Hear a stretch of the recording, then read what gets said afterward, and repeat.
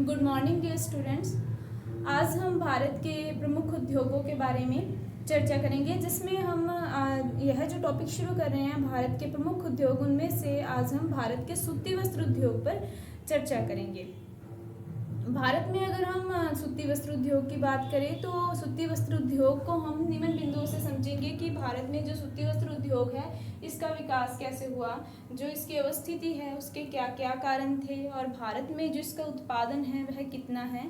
और भारत में अगर हम आज देखें तो सूती वस्त्र का जो वितरण है, यानी कि कहाँ कहाँ पर इनके उत्पादन का वितरण केंद्र स्थापित हैं, उन सब के बारे में जानेंगे। और अंत में हम यह जानेंगे कि भारत जो देश है वह सूती वस्त्र के मामले में एक आत्मनिर्भर देश है अथवा उसका सूती वस्त्र का विदेशों से आयात करता है, या फिर आज वर्तमान में भारत इतना आत्मनिर्भर देश बन गया है कि वह आज विदेशों में सूती वस्त्रों का निर्यात भी करता है। इन सब बिंदुओं के बारे में हम जानेंगे। अगर भारत में सूती वस्त्र की बात करें तो यहाँ पर जो सूती वस्त्र उद्योग की स्थापना है या उसका विकास है उसमें भारतीय पूंजी का ही योगदान है। और इसके अलावा भारत अगर हम देखें तो वर्तमान में भारत तीसरे स्थान पर आता है सूती वस्त्र के उत्पादन में। और अगर इसके विकास की बात करें तो भारत में जो सबसे पहली आधुनिक मिल थी वह फोर्ट ग्लास्टर में स्थापित थी सन 1818 में। हालांकि जो ये पहली आधुनिक मिल थी, इससे पहले भी भारत में बहुत ही प्राचीन समय से हथकरघों के माध्यम से सूती वस्त्र का उत्पादन किया जा रहा है। और उसके बाद धीरे धीरे जैसे जैसे प्रगति हुई तो जो पहली आधुनिक मिल थी कलकत्ता के निकट फोर्ट ग्लास्टर में 1818 में स्थापित की गई। बाद में चल कर के आगे यह बंद हो गई किन्हीं कारणों से, लेकिन वास्तविक प्रारंभ अगर हम देखें तो इसका 1854 में माना जाता है। वहीं कवासजी डाबर द्वारा मुंबई में पहली कपड़ा मिल की स्थापना की गई। तो इस प्रकार से भारत में जो सूती वस्त्र थी, इन उद्योगों की स्थापना तब 18वीं शताब्दी के जो प्रारंभिक दशकों थे उनमें होने लग गई, लेकिन जो उसके उत्तरार्ध दशक थे इनमें भारत में सूती वस्त्र उद्योग का विकास हुआ। इसके बाद अगर हम देखें तो भारत में गुजरात के अहमदाबाद में विभिन्न मिलों की स्थापना हुई और स्वतंत्रता प्राप्ति के पश्चात इसमें बहुत तीव्र गति से वृद्धि हुई। हालांकि जब देश का विभाजन हुआ था तो उस समय यहाँ पे जो इस उद्योग है सूती वस्त्र उद्योग, इसको बहुत ही नुकसान पहुँचा था। लेकिन स्वतंत्रता प्राप्ति के पश्चात या फिर जब भारत में स्वदेशी आंदोलन प्रारंभ हुआ था उस समय में भारत में सूती वस्त्र उद्योग में बहुत अधिक वृद्धि हुई अथवा बहुत अधिक विकास इस उद्योग का देखा गया।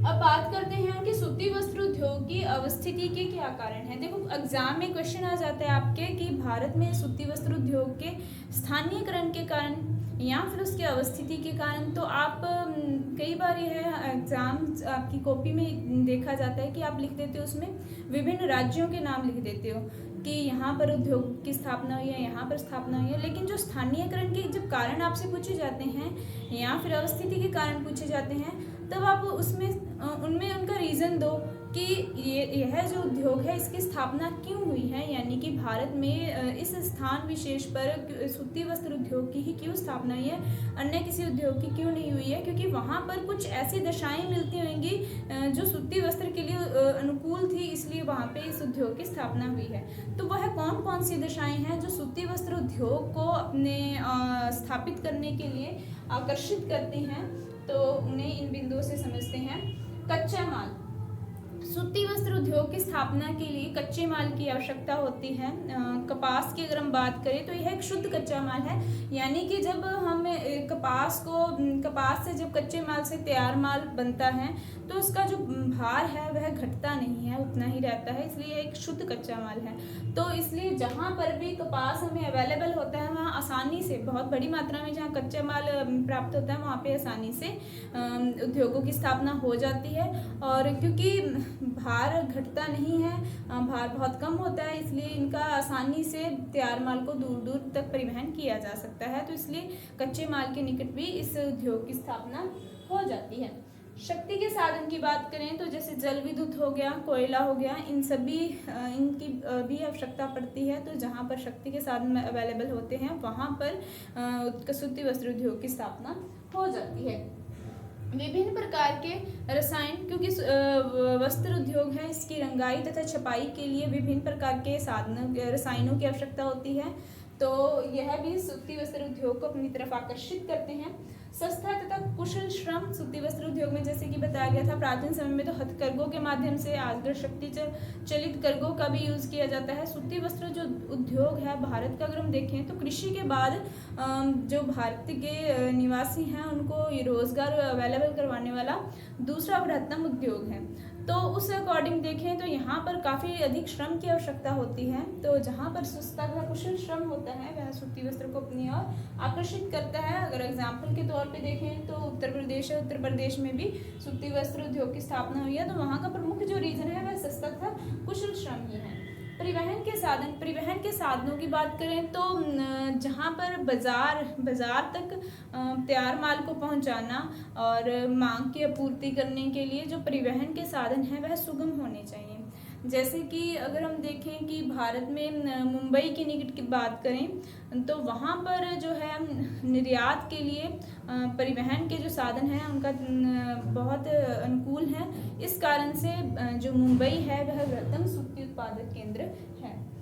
बाजार, जो सूती वस्त्र उद्योग है इसके उद्योग की स्थापना के लिए आवश्यक होता है कि एक वृहत पैमाने पर बड़ा बाजार उसके पास सामने होना, जिसकी मांग की आपूर्ति के लिए उद्योगों में उत्पादन हो सके। तो इस प्रकार से यह जो प्रमुख आपके सामने कारक दिए गए हैं यह सूती वस्त्र उद्योग के स्थानीयकरण के लिए आवश्यक है तथा सूती वस्त्र उद्योग को अपनी ओर आकर्षित करते हैं इसकी स्थापना के लिए।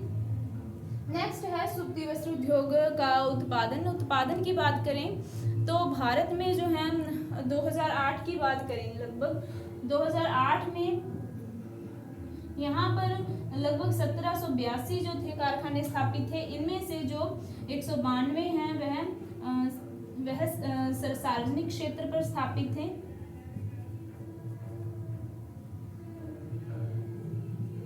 जबकि 151 सहकारी क्षेत्रों पर स्थापित थे और जो 1439 थे लगभग यह निजी क्षेत्र में स्थापित थे।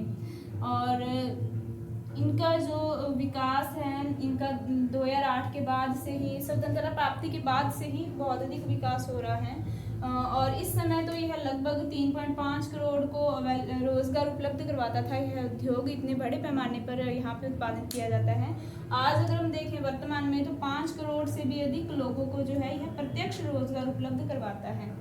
और इसमें यह भी विशेष उल्लेखनीय बात है या ध्यान देने योग्य बात है कि सूती वस्त्र उद्योग में एक बहुत बड़ा जो पार्ट होता है श्रमिकों का, उनमें से अनुसूचित जाति तथा अनुसूचित जनजातियों की महिलाओं का होता है। तो इस प्रकार से यह जो सूती वस्त्र उद्योग है बहुत बड़े पैमाने पर इसके जो है उद्योग हैं, छोटी मिलें हैं, बड़ी मिलें हैं, वह स्थापित की गई हैं और बहुत बड़ी मात्रा में यह भारतीय जनता को रोजगार भी अवेलेबल करवाता है। और इनका जो उत्पादन है वह मिलों के माध्यम से, शक्ति चालित करघों और हथकरघों के माध्यम से किया जाता है। अब बात करते हैं भारत में सूती उद्योग के वितरण की कि भारत में वह कौन कौन से केंद्र हैं जहां पर सूती वस्त्र उद्योग की स्थापना हुई है। तो भारत में अगर हम बात करें सूती वस्त्र उद्योग की स्थापना की तो लगभग भारत में देखें तो 100 से अधिक ऐसे नगर हैं जहां पर सूती वस्त्र उद्योग का विकेंद्रीकरण हुआ है। हालांकि जब प्रारंभिक समय था भारत में तो यहाँ पर मुंबई और अहमदाबाद में ही सूती वस्त्र उद्योगों की स्थापना हुई थी।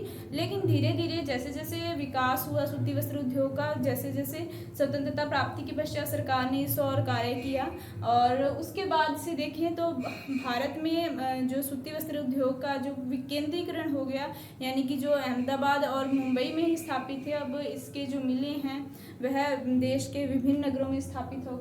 लेकिन आज भी अगर हम देखें तो भारत में 5 ऐसे प्रमुख केंद्र हैं जहां जो सूती वस्त्र उद्योग के लिए जाने जाते हैं, जिनमें से अहमदाबाद, मुंबई, शोलापुर, नागपुर, इंदौर तथा उज्जैन, ये प्रमुख 5 केंद्र हैं जहां पर सूती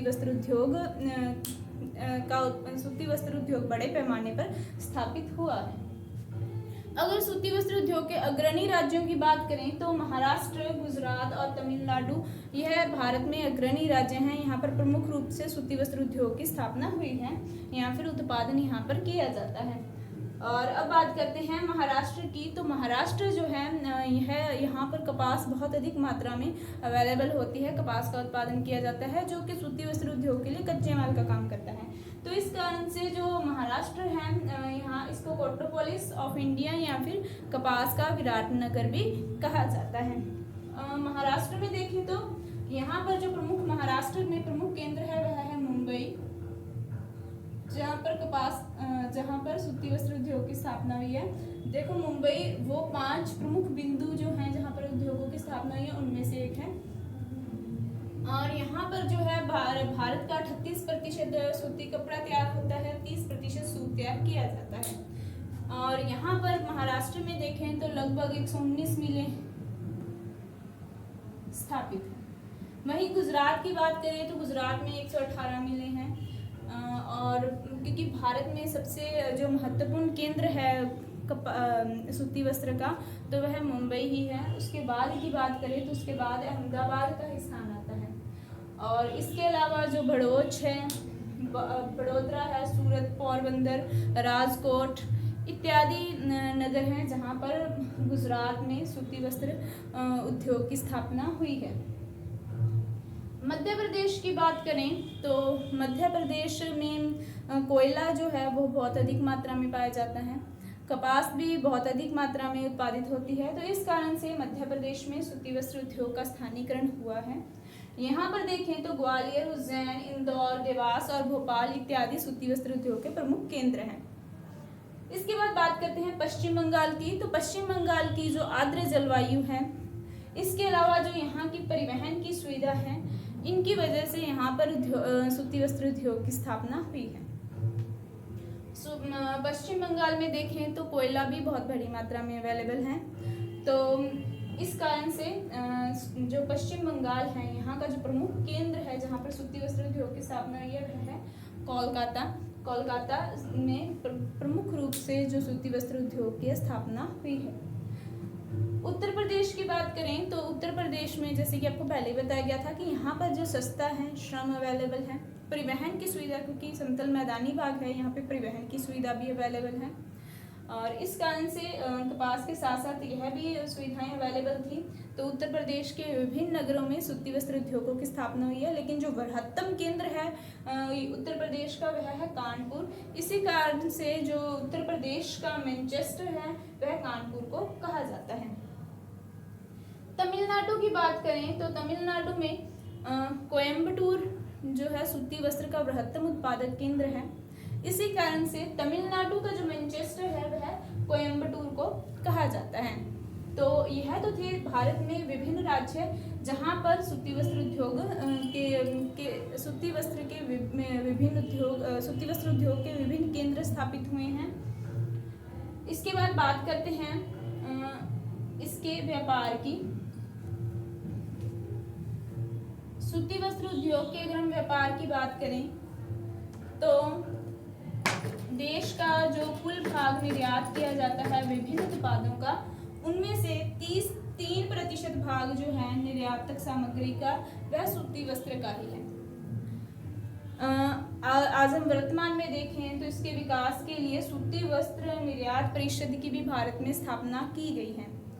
भारत के जो सूती वस्त्र हैं, सिलाई हुए वस्त्र, रेडीमेड वस्त्र, इसकी जो है विदेशों में बहुत अधिक मांग होती है। भारत में इतनी अधिक जनसंख्या है, भारत उन सभी जनसंख्या की जो मांग है उसकी आपूर्ति करने के साथ साथ विदेशों में भी सूती वस्त्र का निर्यात करता है। तो इस प्रकार से हम यह जान सकते हैं, इसके उद्योग का महत्व इसी बात से पता लगा सकते हैं कि यह कितनी बड़ी मात्रा में भारत में स्थापित है। यह तो जो प्रमुख नगर थे या प्रमुख राज्य थे वह बताए गए हैं। इनके अलावा भी अगर देखें भारत में तो राजस्थान, आंध्र प्रदेश, कर्नाटक, पंजाब, हरियाणा, इन सभी में भी, केरल, बिहार, इन सभी राज्यों में भी सूती वस्त्र उद्योग की मिलें स्थापित हुई हैं। तो इस प्रकार से जो भारत में देखें लगभग सारे भारत में ही यह जो उद्योग है वह फैला हुआ है। और इस कारण से आज इतना अधिक उत्पादन होता है कि भारत जो है इसमें आत्मनिर्भर देश है। साथ ही साथ भारत इस जो सूती वस्त्र है उसका निर्यात भी करता है। प्रमुख निर्यातक देशों की बात करें तो रूस, Britain, Malaya, Myanmar, Thailand, Sri Lanka, Indonesia, Pakistan, अरब, ईरान, इराक, अफ्रीकी देश विभिन्न जो हैं उन सब में भारत के सिले सिलाई वस्त्रों का निर्यात किया जाता है। तो इस प्रकार से यह था सूती वस्त्र उद्योग। आशा है कि आपको समझ में आ गया होगा। नेक्स्ट वीडियो में हम भारत के अन्य किसी उद्योग पर चर्चा करेंगे। धन्यवाद।